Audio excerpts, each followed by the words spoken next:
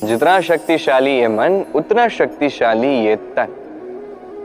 ये हमारा शरीर, ये क्या है? एक रथ की भांति। और एक रथ तब तक चल ही नहीं सकता जब उसे चलाने वाला कोई सारथी ना हो। ये मन शरीर का सारथी।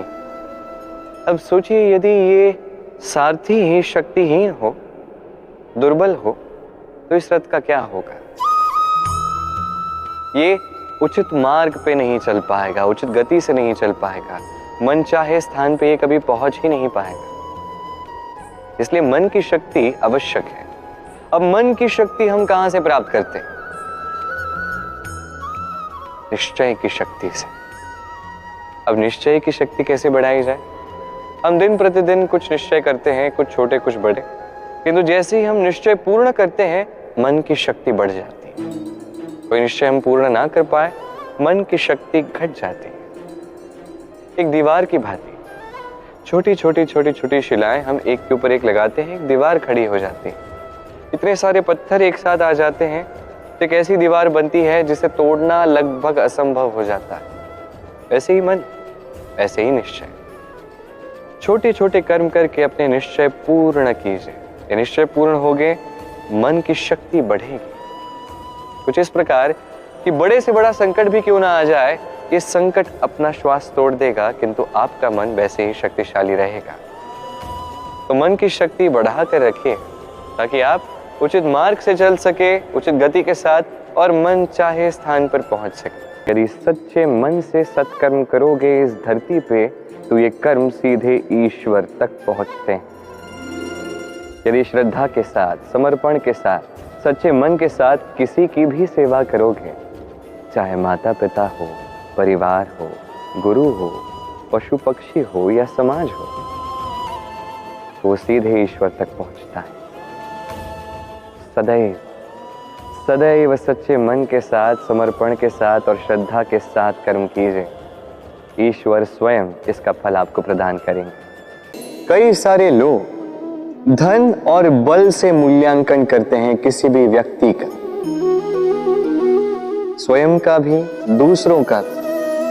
और कई बार धन और बल अर्जित करने की इस प्रक्रिया में हम समय, संबंध और स्वास्थ्य को पीछे छोड़ देते हैं, अनदेखा कर जाते हैं। सोचते हैं कि एक बार हमने धन और बल अर्जित कर लिया, उसके पश्चात समय भी हमारे अनुसार चलेगा, संबंध में और मधुरता भी आएगी और स्वास्थ्य भी हमारी मुट्ठी में होगा। किंतु इस धन के कारण जब हम इन तीनों को खो देते हैं, तब हमें ज्ञात होता है कि हम कितने निर्धन थे। फिर उसके पश्चात संसार का सारा धन एकत्रित कर लीजिए, फिर भी आप अपना खोया हुआ समय पुनः नहीं ला सकते। ना वो संबंध, ना वो स्वास्थ्य। इसलिए इन तीनों का मूल्य समझ लीजिए, इससे पहले कि विलंब हो जाए। यदि आप ध्यान से देखेंगे तो हर चींटी की अपनी भिन्न कार्यशैली, अपना भिन्न अस्तित्व। कोई घर बनाने के लिए मिट्टी लाने में सक्षम, कोई ढेर बनाने में सक्षम, कोई भोजन ढूंढने में सक्षम, तो कोई भोजन लाने में सक्षम। अब इसी प्रकार होते हैं हम मनुष्य।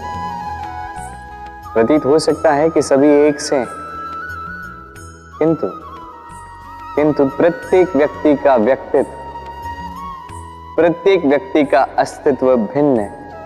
और सत्य कहा जाए तो हर एक व्यक्ति का भिन्न होना ही हमें प्रगति की ओर ले जाता है।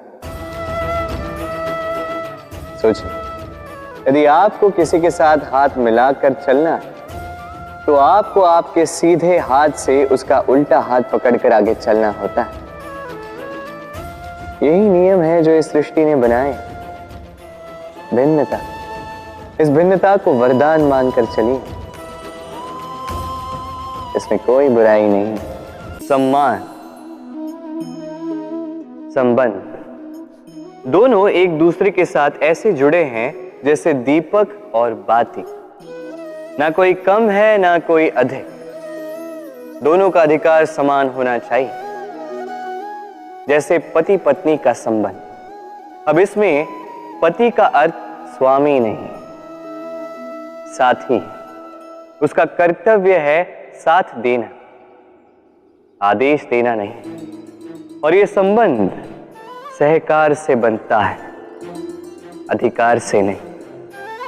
हाथ बढ़ाने से बढ़ता है, उंगली उठाने से नहीं। यदि इस संबंध में एक दूसरे का मान रखोगे, एक दूसरे का सम्मान करोगे, तभी ये संबंध बढ़ेगा, तभी ये संबंध अभिमान योग्य बनेगा। हीरा हमारे लिए अत्यंत विशेष, अत्यंत प्रिय, अत्यंत चमकदार। हीरे की चमक तो सभी जानते हैं, किंतु ये चमक आती कैसे? किसी दूसरे हीरे से इस हीरे को तराशा गया है, तब जाके ये संभव हो पा रहा। कितनी अच्छी बात है।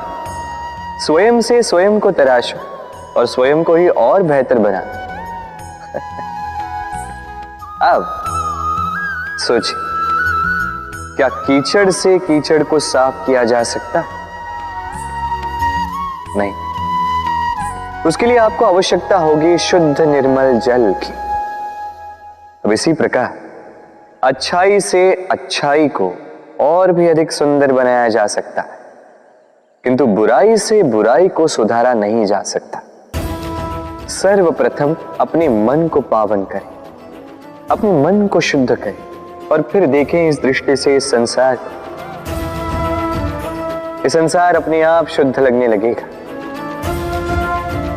यदि किसी में आप विकार देखो, तो शुभ कर्म करके उसके विकार दूर करने का प्रयास करो, उसकी सहायता करो, ना कि उसके विकार देख के स्वयं के मन में विकार लाओ।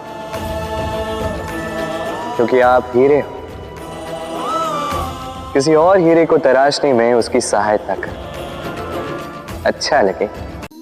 दीपक, इस दीपक को प्रज्वलित करने में किसकी आवश्यकता होती है? बाती, घी, चिंगारी, बस नहीं। वास्तविक सत्य तो यह है कि इसको प्रज्वलित करने में वायु का भी योगदान होता है। वायु जो न केवल हमें प्राण देती है, इस अग्नि को भी प्रज्वलित करने में सहायता करती है। अब देखिए,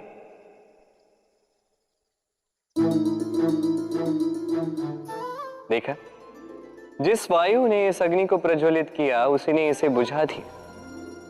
बस उस वायु की गति तनिक अधिक थी, है ना?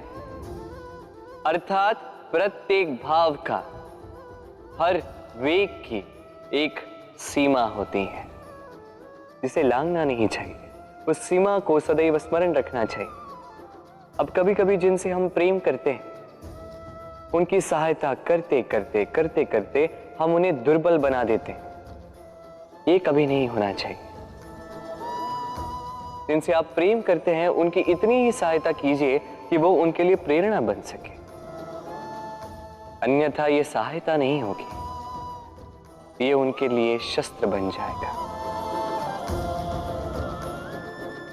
राधे राधे।